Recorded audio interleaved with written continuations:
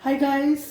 तो जल्दी से हम स्टार्ट करते हैं। ऑर्गेनिक रिएक्शन मैकेनिज्म में हमारे जो इलेक्ट्रॉनिक डिस्प्लेसमेंट्स का टॉपिक हमारा चल रहा है, जिसमें से two types of effects we have already seen, inductive effect and the one more is electromeric effect. अब हमको देखना है रेजोनेंस एंड मेसोमेरिक इफेक्ट के बारे में, हमें बच्चों पढ़ाई करनी है। तो रेजोनेंस के बारे में आज हम बात करेंगे, then we will see towards mesomeric effect. Okay, so resonance एक बहुत ही इम्पॉर्टेंट फिनोमिनन है, बॉन्डिंग के केस से भी और इलेक्ट्रॉनिक डिस्प्लेसमेंट के केस से भी। Okay, so let us understand what is resonance.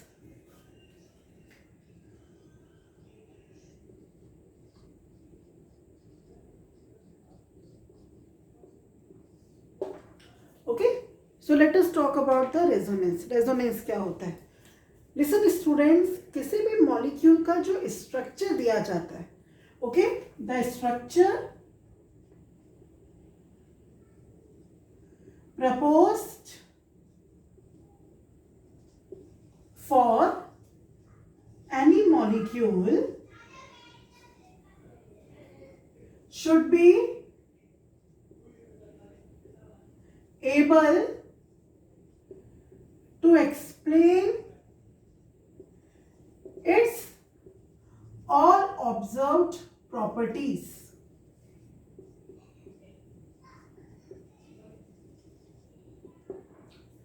Okay, किसी भी मॉलिक्यूल का जो स्ट्रक्चर होता है वो उसकी प्रॉपर्टीज को एक्सप्लेन करे।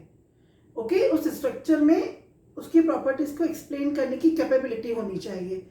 बट बहुत सारे टाइम पर बहुत सारे मॉलिक्यूल्स के केस में क्या देखा गया है कि कोई एक स्ट्रक्चर आपके मॉलिक्यूल की सारी प्रॉपर्टीज को एक्सप्लेन नहीं कर सकता।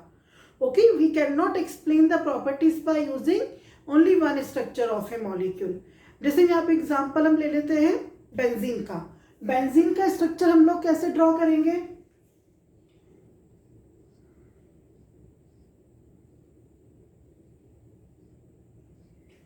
Alright, if we consider this structure as a final structure of benzene, तो हम क्या कर पाएंगे? जो बेंजीन की ऑब्जर्व्ड प्रॉपर्टी है उसे एक्सप्लेन नहीं कर पाएंगे इस स्ट्रक्चर की मदद से। और ऐसी एक ऑब्जर्व प्रॉपर्टी क्या है? Bond length. कौन सी bond length? Carbon carbon bond length. Okay, benzene में जो आपकी कार्बन कार्बन बॉन्ड लेंथ होती है दैट इज 1.39 एंगस्ट्रॉम।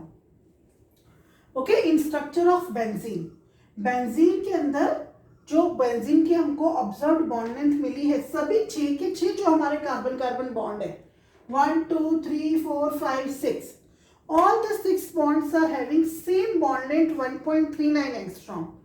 ओके, अगर हम इस स्ट्रक्चर को फाइनल मानते हैं तो यहाँ पे 2 टाइप्स की बॉन्ड लेंथ होनी चाहिए, कार्बन कार्बन डबल वाली and carbon carbon single bond वाली। ओके, तो कार्बन कार्बन सिंगल बॉन्ड जो नॉर्मल बॉन्ड लेंथ होती है दैट इज 1.54 एंगस्ट्रॉम। उसकी वैल्यू क्या है हमारी? 1.54 एंगस्ट्रॉम है। And carbon carbon double bond length, उसकी हमारी वैल्यू कितनी होती है? 1.34 एंगस्ट्रॉम। तो आप देख सकते हैं कि बेंजीन की जो बॉन्ड लेंथ है ना तो वो 1.4 है, ना ही वो 1.34 है। The bond length of benzene is 1.39 angstrom. Okay, it is the bond length of the benzene. तो सिर्फ इस एक स्ट्रक्चर से हम बेंजीन की ऑब्जर्व प्रॉपर्टी को एक्सप्लेन नहीं कर सकते हैं। तो इस केस में हम क्या करते हैं कि जब किसी एक स्ट्रक्चर से हम हमारे मॉलिक्यूल की प्रॉपर्टीज को एक्सप्लेन नहीं कर पाएंगे, ओके, उसे हम फिर क्या करेंगे? एक से ज्यादा स्ट्रक्चर हम उसके डिड्यूस करते हैं। जैसे कि अगर हम बेंजीन की बात करें तो बेंजीन के हम 2 स्ट्रक्चर प्रपोज करते हैं, 2 स्ट्रक्चर हम उसके ड्रॉ करते हैं। ओके, तो बेंजीन के जो 2 स्ट्रक्चर हम ड्रॉ करेंगे टू एक्सप्लेन इट्स प्रॉपर्टी, वो हम कैसे ड्रॉ करते हैं बेटा? ठीक है, कई बार आप लोगों ने ड्रॉ किया होगा। जैसे this is the first structure of benzene. तो हम इसका जो नेक्स्ट स्ट्रक्चर है वो हम कैसे ड्रॉ करते हैं, इसकी जो पाई बॉन्ड के इलेक्ट्रॉन है इन्हें हम शिफ्ट कर देते हैं। ओके,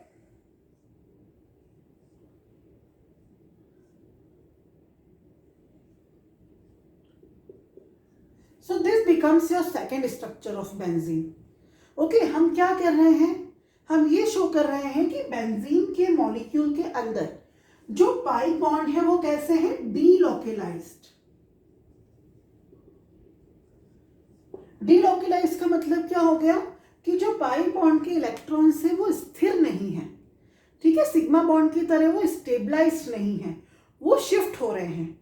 ओके, लेकिन इन दोनों में से कोई भी स्ट्रक्चर पूरी तरह से बेंजीन की प्रॉपर्टीज को एक्सप्लेन नहीं कर सकता। इस केस में हम क्या करते हैं, इन दोनों स्ट्रक्चर का एक हाइब्रिड प्रपोज करते हैं। ठीक है, हम इन दोनों स्ट्रक्चर का जो हाइब्रिड है बेंजीन का, वो हम हमारी रिएक्शंस के दौरान और जनरली कैसे लिखते हैं, ये हमारे बेंजीन के 6 कार्बन जिनको हम हेक्सागोनल रिंग में एक्सप्रेस करते हैं, और इस तरीके से हम बेंजीन के बीच में रिंग बनाते हैं। मोस्ट ऑफ द टाइम से रिंग हम बोल्ड भी बना देते हैं, डॉटेड नहीं बनाते हैं। तो डॉटेड रिंग ये शो कर रही है कि जो आपके पाई बॉन्ड के इलेक्ट्रॉन है वो रिंग में डीलोकेलाइज्ड है। ओके, तो ये जो स्ट्रक्चर है इसे हम क्या कहते हैं, resonance hybrid.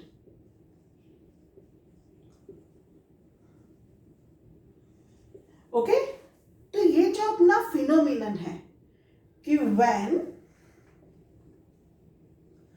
A molecule is represented by 2 or more structures। ठीक है, जब हम एक मॉलिक्यूल को 2 या 2 से ज्यादा स्ट्रक्चर से रिप्रेजेंट करते हैं, and none of them can explain all the properties of compound।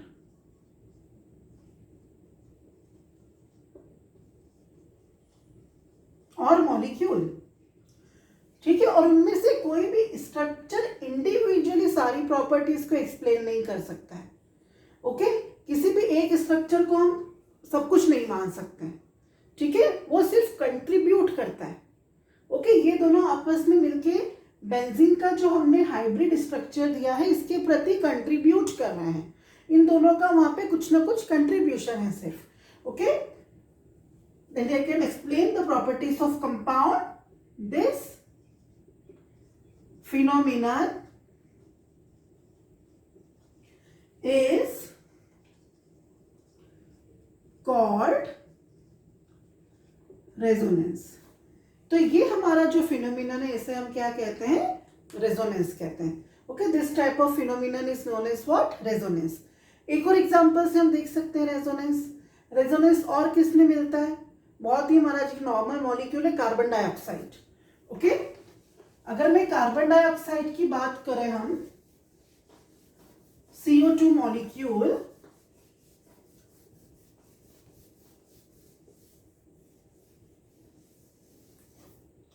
तो कार्बन डाइऑक्साइड का मॉलिक्यूल एक ही इसका लुईस स्ट्रक्चर है हमारे कार्बन डाइऑक्साइड के मॉलिक्यूल का। तो बच्चों एक चीज मैं आपको बताती हूं, carbon double bond oxygen, okay, carbon double bond oxygen, इसकी जो आपकी बॉन्ड लेंथ होती है that is 1.22 angstrom. Okay, the bond length is 1.22 and हमारे जो कार्बन ट्रिपल बॉन्ड ऑक्सीजन की जो बॉन्ड लेंथ होती है दैट इज 1.10 एंगस्ट्रॉम। और कार्बन डाइऑक्साइड में जो बॉन्ड लेंथ है, ठीक है, इन CO2 carbon oxygen bond length is 1.15 angstrom. ठीक है, ये दोनों बॉन्ड लेंथ यहाँ पे 1.15 एंगस्ट्रॉम है। तो 1.15 angstrom carbon double bond carbon से कम है और कार्बन ट्रिपल बॉन्ड ऑक्सीजन से ज्यादा है, sorry carbon double bond oxygen. तो अब यहाँ पर कार्बन डाइऑक्साइड के हमको रेजोनेटिंग स्ट्रक्चर दिए गए हैं इसकी ऑब्जर्व प्रॉपर्टी को एक्सप्लेन करने के लिए। ओके, तो इसके जो दो रेजोनेटिंग स्ट्रक्चर है वो कैसे ड्रॉ किए जाते हैं, उसमें हम पाई इलेक्ट्रॉन को ही शिफ्ट करेंगे। ठीक है, सपोज ये वाला पाई इलेक्ट्रॉन यहां शिफ्ट होता है, देन हमारे पास स्ट्रक्चर बनेगा, this is first and this will be second. Okay, and the third will be, ये वाले पाई बॉन्ड इधर शिफ्ट हो सकते हैं, so this will be the third structure of carbon dioxide. तो हमने क्या किया है, कार्बन डाइऑक्साइड के लिए ये 3 रेजोनेटिंग स्ट्रक्चर दिए हैं, लेकिन तीनों में से कोई भी CO2 की सारी प्रॉपर्टीज को एक्सप्लेन नहीं कर सकता।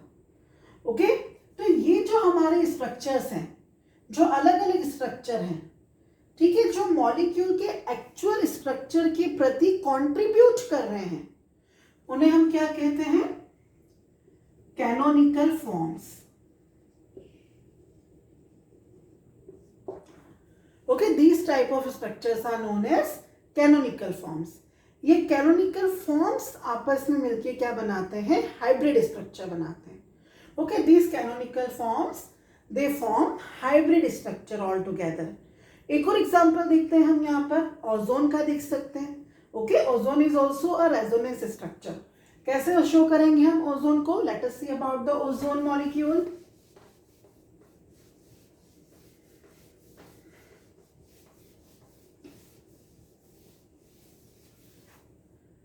Alright, so let us see the molecular formula of ozone is O3। हम सब जानते हैं कि ऑक्सीजन का ही एलोट्रॉप है ओजोन भी। ओके, तो ओजोन का जब हम स्ट्रक्चर ड्रॉ करते हैं, तो ओजोन का स्ट्रक्चर हम कैसे ड्रॉ करेंगे, ठीक है, दोनों ऑक्सीजन के बीच में एक एक सिंगल बॉन्ड तो रहना ही रहना है। ओके, सेंट्रल हमारा जो ऑक्सीजन होता है उसके पास क्या होते हैं, आपके लोन पेयर ऑफ इलेक्ट्रॉन 4 जो रहेंगे। ओके, और एक हमारा स्ट्रक्चर जो बनेगा this one. So this is the structure of ozone. और इसका नेक्स्ट स्ट्रक्चर कैसा बनेगा आपका,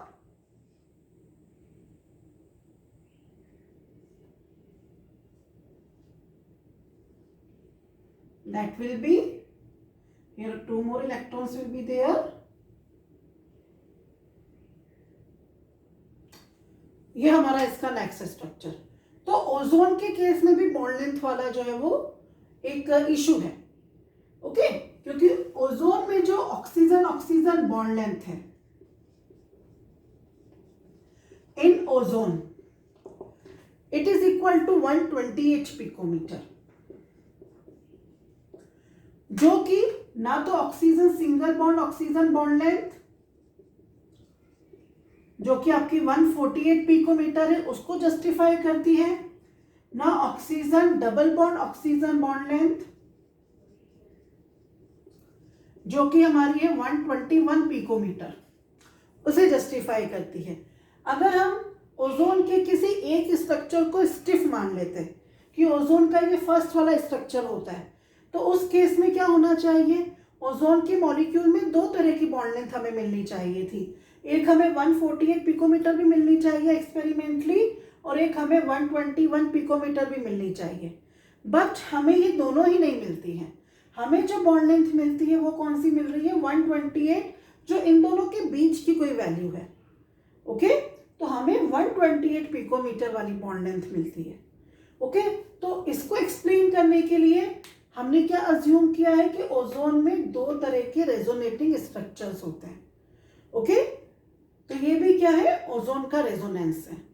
ओके, तो रेजोनेंस क्या होता है कि जब हम किसी एक मॉलिक्यूल को ही अलग अलग स्ट्रक्चर से रिप्रेजेंट करते हैं to explain its observed properties, ठीक है, और उन सभी स्ट्रक्चर्स को कंट्रीब्यूट करके हम एक एक्चुअल रेजोनेंस हाइब्रिड देते हैं। This phenomenon is known as resonance. इस फिनोमिनन को हम क्या कहते हैं? रेजोनेंस कहते हैं, जो कई मॉलिक्यूल्स में और बहुत सारे आयंस में भी पाया जाता है। ओके, पर रेजोनेंस ऐसा नहीं है कि हम किसी भी तरीके से किसी भी मॉलिक्यूल में अज्यूम कर सकते हैं, हालांकि थ्योरेटिकल कॉन्सेप्ट है, इसके लिए कुछ कंडीशंस होती हैं। ओके, उन कंडीशंस को फॉलो करके ही हम रेजोनेंस किसी भी मॉलिक्यूल के लिए दे सकते हैं। Okay, so let us see what are the conditions for resonance.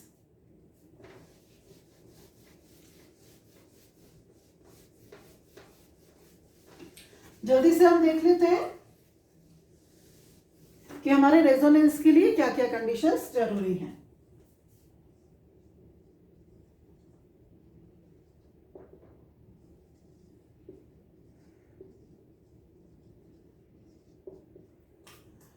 So first condition,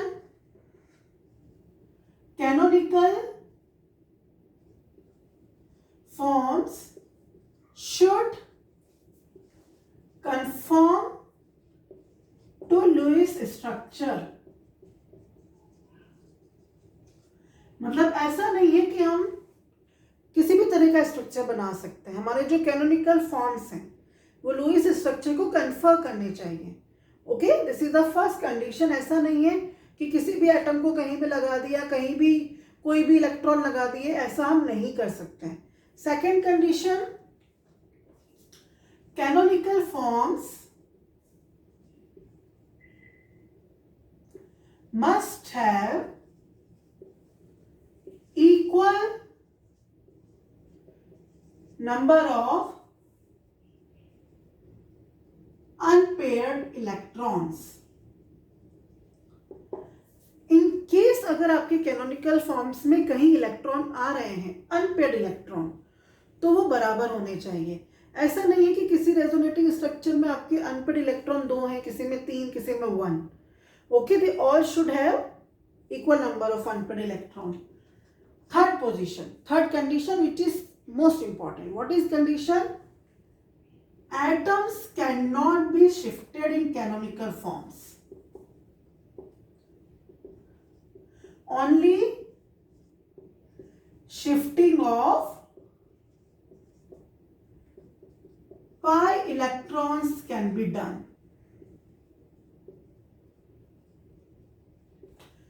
जब हम कैनोनिकल फॉर्म बनाएंगे तो अलग अलग स्ट्रक्चर जो हम डिड्यूस करेंगे किसी मॉलिक्यूल के लिए, तो एटम्स की पोजीशन आप शिफ्ट नहीं कर सकते। जो एटम जहां है वो वही रहेगा। आप किसे शिफ्ट कर सकते हैं? सिर्फ पाई इलेक्ट्रॉन्स को। In fact you can not disturb the sigma bond. ठीक है, सिग्मा बॉन्ड डिलोकेलाइज बच्चों नहीं होता है कभी भी। डिलोकेलाइज कौन होता है? पाई बॉन्ड ही होता है। और डिलोकेलाइज का मतलब कि पाई बॉन्ड अपनी जगह पर स्थिर नहीं है, वो एटम्स के बीच में रोटेट कर सकता है, घूम सकता है, उसके इलेक्ट्रॉन ट्रांसफर हो सकते हैं। उसे हम क्या कहते हैं? डिलोकेलाइजेशन कहते हैं। ओके, नेक्स्ट इज जो एक किसी भी मॉलिक्यूल के लिए बहुत इंपॉर्टेंट चीज है, उसका एनर्जी कंटेंट। तो नेक्स्ट कंडीशन क्या है कि the energy content of canonical forms must be nearly equal. ठीक है, कैनोनिकल फॉर्म्स की जो एनर्जी है वो नियरली इक्वल होनी चाहिए। उनके जो रेजोनेटिंग स्ट्रक्चर है उनके बीच एनर्जी का लार्ज डिफरेंस नहीं होना चाहिए। Okay, so these are the some basic conditions. और भी कंडीशंस हैं रेजोनेटिंग स्ट्रक्चर्स के लिए, जो मैं आपको वन बाय वन अब एग्जांपल से समझाऊंगी कि what are the different conditions for resonating structures. इनके अलावा ये जनरल कंडीशंस हैं जो हम देखते हैं रेजोनेंस के लिए। कुछ कंडीशंस और हैं जो हमें ध्यान रखनी है, जो हम एग्जांपल से समझेंगे। Okay,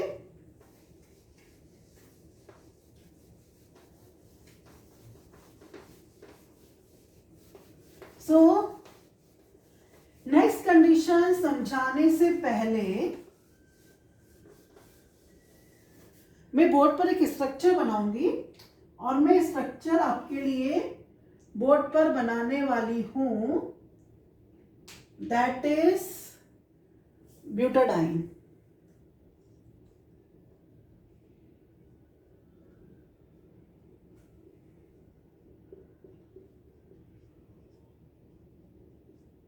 Okay, as you all know, this compound is butadiene, or we can say 1,3-butadiene.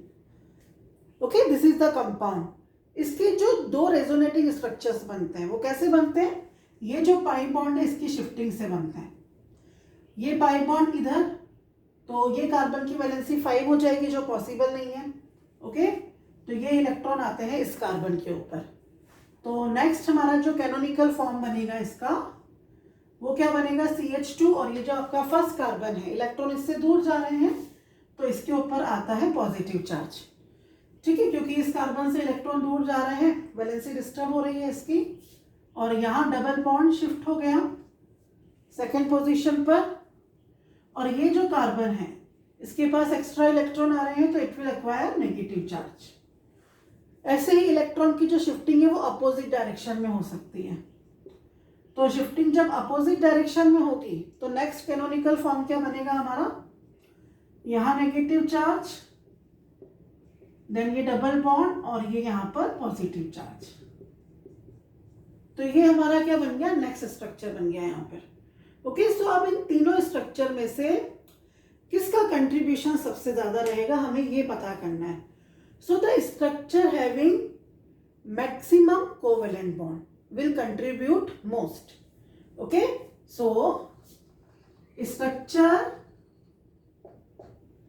having maximum covalent bonds contribute most. ठीक है, जब हम इसका रेजोनेंस हाइब्रिड बनाएंगे तो कौन सी स्ट्रक्चर का कंट्रीब्यूशन सबसे ज्यादा रहेगा, ठीक है, वो हमें यहाँ पे पता करना है। क्या तीनों स्ट्रक्चर एक जैसा कंट्रीब्यूट करेंगे? नहीं करेंगे।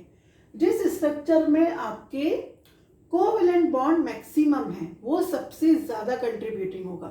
तो इन केस ऑफ ब्यूटाडाइन आप देख सकते हैं कि यहाँ पर कोवेलेंट बॉन्ड, एक कोवेलेंट बॉन्ड दोनों स्ट्रक्चर से ज्यादा है। तो ये जो फर्स्ट स्ट्रक्चर है it is the most contributing structure. Okay, जिस स्ट्रक्चर में कोवेलेंट बॉन्ड सबसे ज्यादा होंगे वो सबसे ज्यादा कंट्रीब्यूटिंग होगा। ओके, नेक्स्ट देखते हैं कि, ठीक है, नेक्स्ट हम देखते हैं कि किस तरह का कंट्रीब्यूशन ज्यादा रहता है। उसके लिए मैं एग्जांपल ले लेती हूँ फिनॉल का। ओके, फिनॉल मॉलिक्यूल का एग्जांपल ले लेते हैं हम।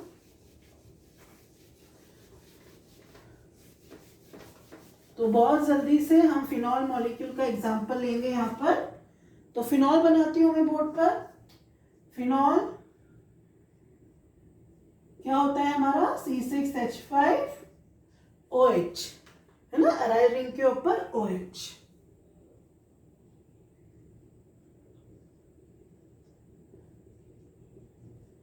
ओके, तो ये हमारा OH है। इसमें रेजोनेंस कैसे आता है? ये जो ऑक्सीजन के लोन पेयर है ना, इनकी शिफ्टिंग की वजह से आता है। तो ये जो लोन पेयर की शिफ्टिंग होती है बेंजीन के तरह के सिस्टम्स में या अल्टरनेट सिंगल डबल बॉन्ड्स में, वो मेसोमेरिक इफेक्ट में आ जाएगा। मतलब रेजोनेंस को हम थोड़ा सा आगे कंटिन्यू करेंगे मेसोमेरिक इफेक्ट में, ये समझ सकते हैं हम। ठीक है, तो नेक्स्ट क्लास में मेसोमेरिक इफेक्ट हमें पढ़ना ही है। तो ये इलेक्ट्रॉन यहाँ शिफ्ट होंगे और ये इलेक्ट्रॉन कार्बन नंबर 2 पर, क्योंकि किसी भी कार्बन की वैलेंसी 5 तो नहीं होगी। ओके, तो हमारा जो नेक्स्ट स्ट्रक्चर है, अब जो आपका ऑक्सीजन है उससे उसका लोन पेयर दूर जा रहा है तो ऑक्सीजन पे आ जाएगा आपका प्लस चार्ज। ठीक है, और ये कार्बन पर नेगेटिव चार्ज। ये इसका सेकंड कैनोनिकल फॉर्म बन गया। थर्ड कैनोनिकल फॉर्म कैसे बनेगा इसका? थर्ड कैनोनिकल फॉर्म और बनाते हैं। ये दोनों इलेक्ट्रॉन यहाँ और ये पाई बॉन्ड होगा कार्बन नंबर 4 पर शिफ्ट। तो क्या बन जाएगा? ऑक्सीजन का जो चार्ज है वो तो वही रहेगा और यहाँ हमारा डबल बॉन्ड है एंड ये वैसा का वैसा प्लस चार्ज, इसमें कोई नहीं रहेगा, ये बॉन्ड इधर शिफ्ट, ये माइनस, और ये डबल बॉन्ड वैसा का वैसा, और ये थर्ड कैनोनिकल फॉर्म। तो अब इस स्ट्रक्चर में क्या हो रहा है कि आपके दो डिफरेंट चार्जेस हैं, पॉजिटिव एंड नेगेटिव चार्जेस आपके कैनोनिकल फॉर्म में आ रहे हैं। सो व्हेन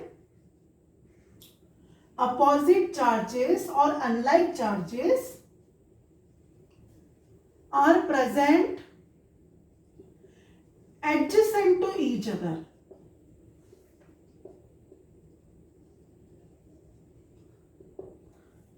जब वो एक दूसरे के पास होंगे, जैसे कि आपका स्ट्रक्चर नंबर 2, ठीक है, ये कार्बन नंबर 1 पर आपका OH ग्रुप अटैच है और जो नेगेटिव चार्ज है वो कार्बन नंबर 2 पर है, ठीक है। थर्ड वाले में नेगेटिव चार्ज कार्बन नंबर 4 पर आ रहा है, तो यहां पर आपके अनलाइक चार्जेस कैसे हैं, पास पास है, एडजेसेंट है, तो ये स्ट्रक्चर ज्यादा कंट्रीब्यूट करेगा, ठीक है। ये वाला स्ट्रक्चर का कंट्रीब्यूशन क्या होगा, ज्यादा होगा, okay. Present adjacent to each other, then this canonical form contributes more, बजाय दूर वाले के, ओके। दूर वाले से ज्यादा इसका कंट्रीब्यूशन रेजोनेंस के प्रति रहेगा, okay. The structure in which unlike charges are present adjacent to each other, ठीक है, एक दूसरे के पड़ोसी होंगे जब वो, उस केस में वो ज्यादा कंट्रीब्यूट करेगा, ओके। नेक्स्ट हम देखते हैं कि कौन सा स्ट्रक्चर ज्यादा कंट्रीब्यूट करता है रेजोनेंस के प्रति। उसके लिए मैं एग्जांपल लूंगी एक अल्फा बीटा अनसैचुरेटेड एल्डिहाइड का, ओके। कुछ चीजें मैं आपको यही वीडियोस में अपने बेसिक चीजें साथ साथ में क्लियर करती जा रही हूँ जो आपको ध्यान में रखनी है। जैसे अब मैंने आपसे नेक्स्ट कंडीशन के लिए नाम लिया है कि we will see in alpha beta unsaturated aldehyde, तो अल्फा बीटा अनसैचुरेटेड एल्डिहाइड का मैं यहाँ पे नेक्स्ट कंडीशन के लिए एग्जांपल ले रही हूँ। अल्फा बीटा अनसैचुरेटेड एल्डिहाइड होता क्या है, ओके। तो एल्डिहाइड्स CHO फंक्शनल ग्रुप, उसे हम क्या कहते हैं, एल्डिहाइड्स कहते हैं, ओके। तो फॉर एग्जांपल मेरे पास ये 3 कार्बन्स का एक एल्डिहाइड है, ऑलराइट। तो ये जो CHO वाला जो कार्बन है ये फंक्शनल ग्रुप कार्बन है, टर्मिनेटिंग फंक्शनल ग्रुप होता है एल्डिहाइड। इसके जो जस्ट पास वाला कार्बन है इसे हम अल्फा कार्बन कहेंगे, ठीक है। इसके जस्ट जो अटैच कार्बन है ना उसे हम क्या कहते हैं, अल्फा, और अल्फा के पास वाले कार्बन को हम क्या कहेंगे, बीटा कार्बन कहेंगे, ओके। तो अल्फा और बीटा इन दोनों के बीच में डबल बॉन्ड अनसैचुरेशन, उसे हम क्या कहते हैं, alpha beta unsaturated aldehyde. Carbon की वैलेंसी पूरी कर देते हैं, जो करना बहुत जरूरी है, ओके। तो ये हमारा एक स्ट्रक्चर है 1 2 3 प्रॉप 2 इनल, ठीक है। ये इसका IUPAC नेम बनेगा। अगर आप लोग IUPAC नेम के लिए चाहते हैं कि वीडियो हो, कुछ क्लासेस हो, तो आप प्लीज मुझे बताइएगा, हम उसके लिए भी अरेंज करेंगे। तो अब इसका जो नेक्स्ट रेजोनेटिंग स्ट्रक्चर है, ये जो पाई बॉन्ड है इसे मैं यहाँ शिफ्ट करती हूँ और ये ऑक्सीजन के ऊपर इलेक्ट्रॉन, तो इसका जो स्ट्रक्चर है नेक्स्ट, ये इलेक्ट्रॉन इधर जा रहे हैं, तो ये जो अपना कार्बन है ये पॉजिटिवली चार्ज हो जाएगा, और ये CH डबल बॉन्ड, इस कार्बन को कोई फर्क पड़ना नहीं है, 4 इलेक्ट्रॉन 4 जो इसके बॉन्ड है वो वैसे के वैसे ही रहेंगे, ये हाइड्रोजन वैसा का वैसा, और ये ऑक्सीजन पर आ जाएगा नेगेटिव चार्ज, ठीक है। ये इसका फर्स्ट, ये इसका सेकेंड कैनोनिकल स्ट्रक्चर। अब इसका थर्ड बनाते हैं हम। थर्ड में अपोजिट हो जाएगी क्योंकि ऑक्सीजन के पास भी लोन पेयर ऑफ इलेक्ट्रॉन्स होते हैं, तो ये हो सकता है कि अपने lone pair of electrons shift करें, ओके। तो अपोजिट डायरेक्शन में इलेक्ट्रॉन्स को हमें शिफ्ट करना है, ओके। तो उस केस में हमारे पास क्या हो जाएगा, ये जो अपना CH2 है इसके ऊपर आ जाएगा नेगेटिव चार्ज, ये CH डबल बॉन्ड C, और ये ऑक्सीजन पर एक पॉजिटिव चार्ज, एक लोन पेयर रह जाएगा, ये इसका हो गया थर्ड कैनोनिकल फॉर्म। तो अब अपने ये जो 2 कैनोनिकल फॉर्म से इन्हें आप देखिए। फर्स्ट कैनोनिकल फॉर्म जो है, negative charge is present on most electronegative atom in second, second और थर्ड में से कौन ज्यादा कंट्रीब्यूट करेगा, हमें इसको नोटिस करना है. ओके, तो सेकेंड वाले के अंदर जो नेगेटिव चार्ज है वो ऑक्सीजन पर है. ऑक्सीजन जो कि मोस्ट इलेक्ट्रोनेगेटिव एटम है कार्बन और हाइड्रोजन के कंपैरिजन में. ओके, और जो थर्ड वाला है उसमें negative charge less electronegative element के ऊपर आ रहा है. Okay, so when negative charge is present on most electronegative atom, it's contribution is more.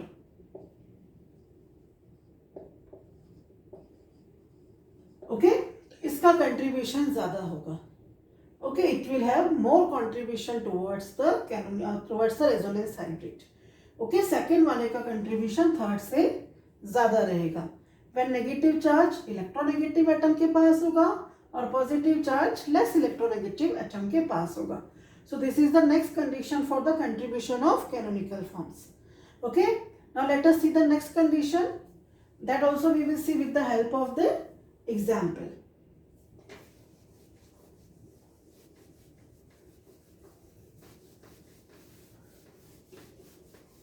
So let us see for next condition. तो बच्चों नेक्स्ट कंडीशन हम देखेंगे डायएजोमीथेन के एग्जाम्पल से. तो डाइजोमीथेन हमारा CH2N2 एक कंपाउंड है जो कई रिएक्शंस में काम आता है. तो फर्स्ट स्ट्रक्चर इसका इस तरीके से ड्रॉ हो सकता है like this. Okay, this is the first structure जो हम डाइजोमीथेन के लिए ड्रॉ कर सकते हैं. इसका जो नेक्स्ट कैनोनिकल स्ट्रक्चर बनता है, नेक्स्ट कैनोनिकल स्ट्रक्चर इसका बनेगा इस तरीके से.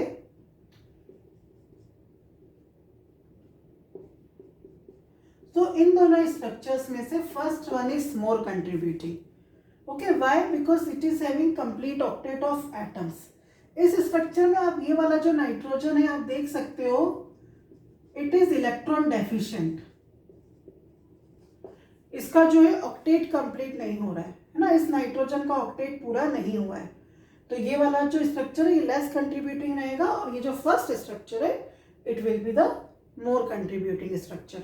Okay, so these are the conditions for the resonance. ये सारी क्या है हमारी कंडीशंस है रेजोनेंस की. और रेजोनेंस के लिए मॉलिक्यूल का स्ट्रक्चर प्लानर होना चाहिए. Okay, that is another condition.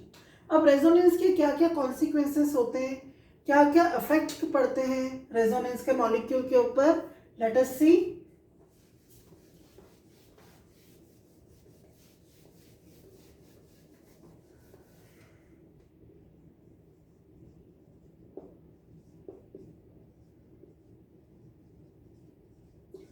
So what are the effects of resonance? First thing, it stabilizes the molecule.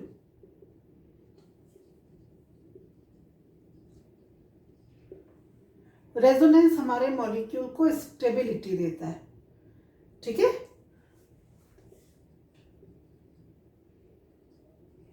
Bond length of resonance hybrid is smaller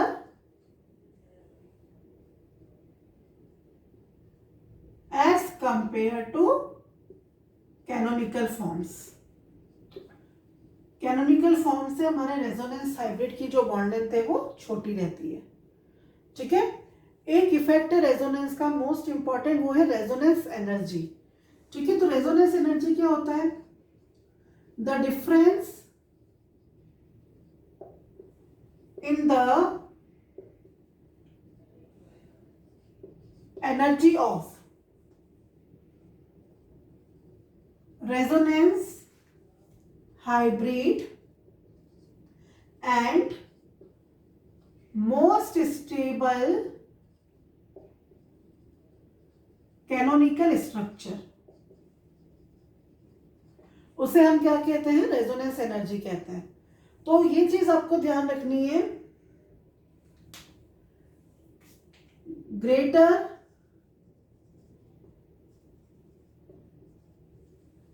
the resonance energy, greater is the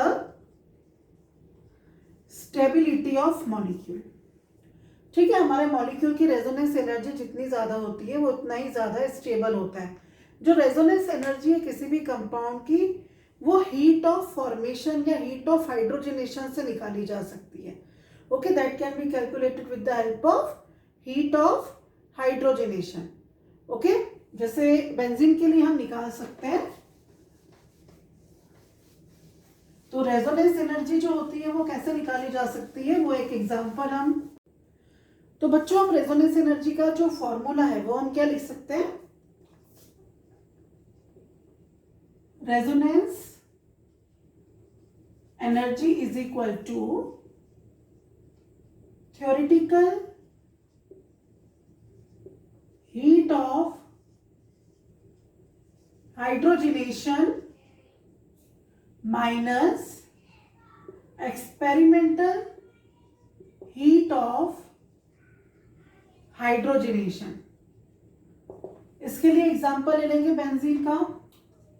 तो benzene के लिए हम पहले example लेते हैं cyclohexene का. हम इसका जब हीट ऑफ हाइड्रोजनेशन देखेंगे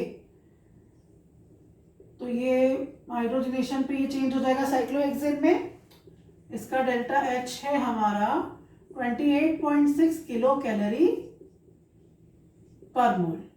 ओके, और अगर मैं बेंजीन ले लेती हूं और हम बेंजीन का हाइड्रोजनेशन करते हैं एंड प्रेजेंस ऑफ कैटलिस्ट, ठीक है, तो यहाँ पे 3 डबल बॉन्ड्स का हाइड्रोजनेशन हो रहा है. तो थ्योरेटिकली इस इक्वेशन के हिसाब से हमारा delta H is equal to हो जाएगा 28.6 इंटू 3. ओके, तो 28.6 into 3 will be equal to 3 8 ज़ा 18, कैरी लगा 1, 3 8 ज़ा 24 प्लस 5 25 एंड उधर कैरी में जाएगा 2, तो 85.8 किलो कैलोरी पर मोल. ठीक है, ये हमारा इसका क्या है, थ्योरेटिकल हीट ऑफ हाइड्रोजनेशन है. बट बेंजीन का एक्सपेरिमेंटल हीट ऑफ हाइड्रोजनेशन है 49.8 किलो कैलोरी पर मोल. ठीक है, जो एक्सपेरिमेंटल हीट ऑफ हाइड्रोजनेशन है बेंजीन के लिए वो क्या है, 49.8 किलो कैलोरी मोल है. राइट, तो बेंजीन का रेजोनेंस एनर्जी कितना हो जाएगा,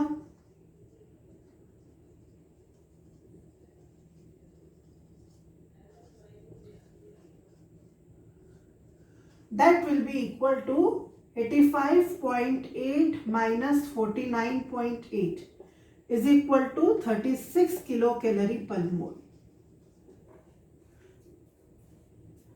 मतलब थ्योरेटिकली बेंजीन का जो हीट ऑफ हाइड्रोजनेशन है वो इतना होना चाहिए, लेकिन एक्सपेरिमेंटली इतना है.